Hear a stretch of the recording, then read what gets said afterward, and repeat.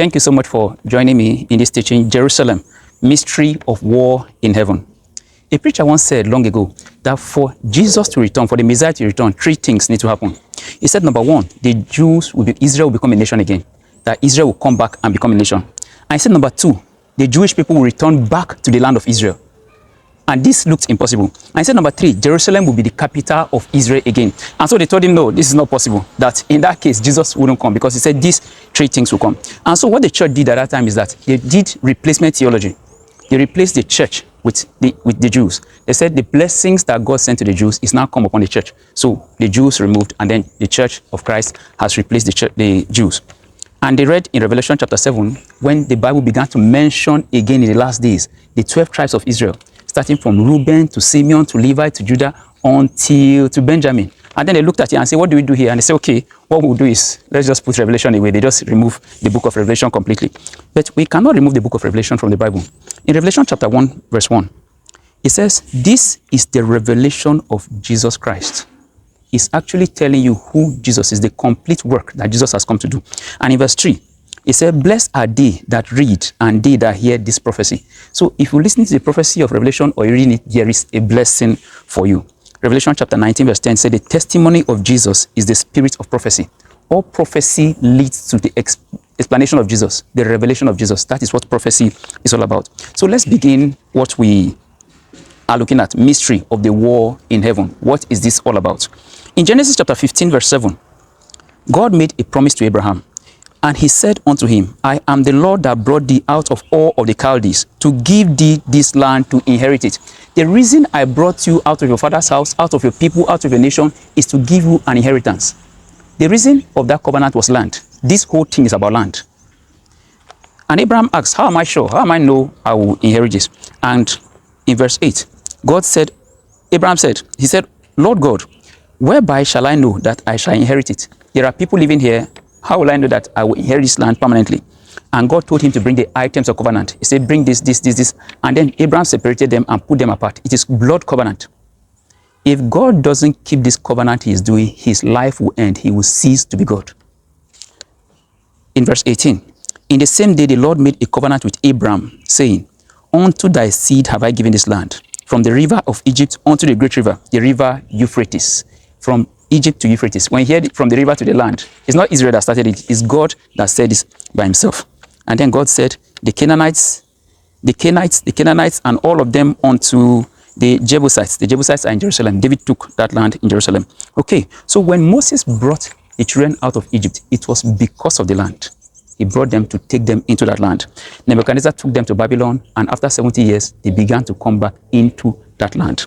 Romans in 70 AD took them out of that land for 1,800 years, and now they are back in that land. So what is really special about this land? Is there gold there? Is there diamond? What are they fighting about? The nation of Israel is not as big as Nigeria, or it's not as big as the United States or Iran. If you are in Nigeria, if you look at Benue State, that's how the nation is. Benue State is larger than the land of Israel. So when you hear that 1,000 missiles are entering into Israel, it's like 1,000 missiles entering into Benue State. So what is important about this land? The truth is this. I will say some things now, it will be a bit heavy, but this is the truth. Israel is the only portion of land in the earth that belongs to God. Every other place he has given to mankind, do what you want, but this portion belongs to me. It belongs to God. It is called the Holy Land. The Bible says the fear of the Lord is the beginning of wisdom. The understanding of the holy, the knowledge of the holy is understanding. When you know that this thing belongs to God, you leave it for God. But mankind and the enemy do not leave the things. They go after the things that belong to God. They kick him out, and then they take that which belongs to him.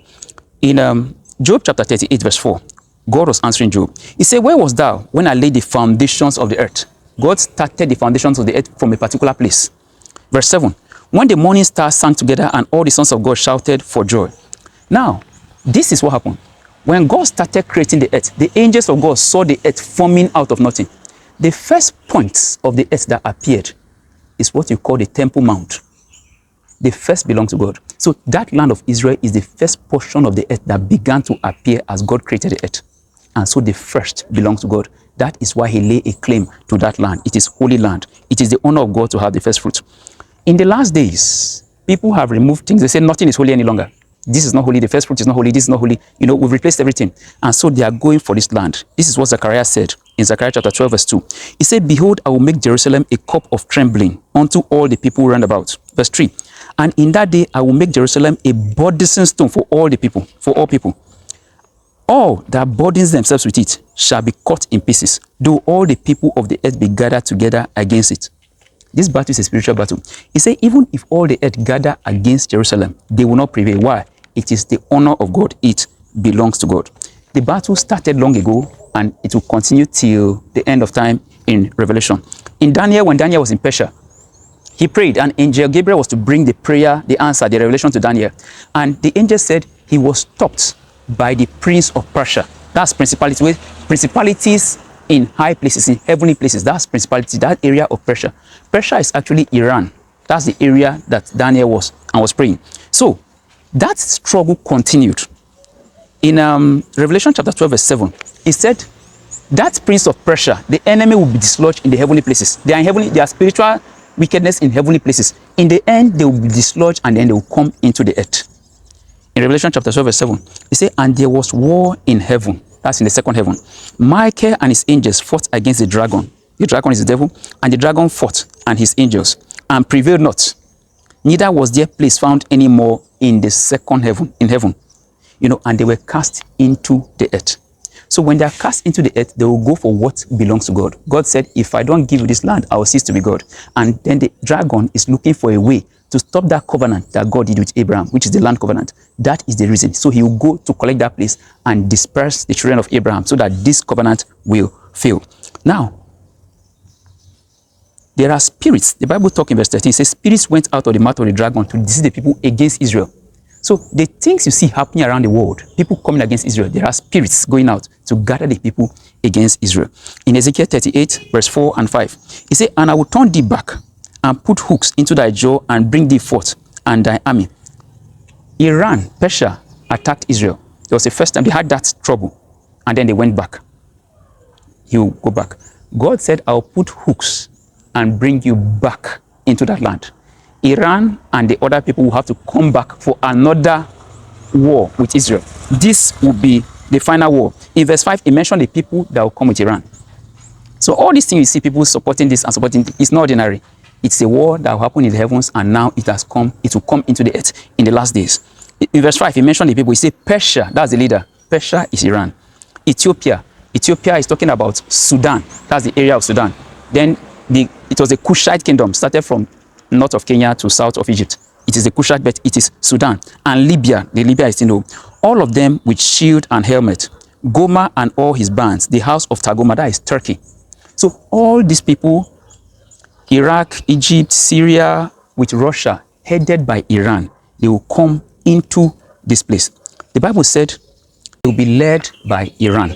And in Revelation chapter 16, verse 12, it said, and the sixth angel poured out his vial upon the great river Euphrates, and the water thereof was dried up, that the way of the kings of the east might be prepared. So the way of the kings of the east was prepared, and then they came through the river Euphrates. So I've often wondered, I said, why didn't they just throw a nuclear weapon into Israel? But Israel has good area defense, so they will come in on ground. So the Bible recorded the number. John in Revelation say he had the number of this army that will come. In Revelation chapter 9, he said, and the number of the army of the horsemen were 200,000.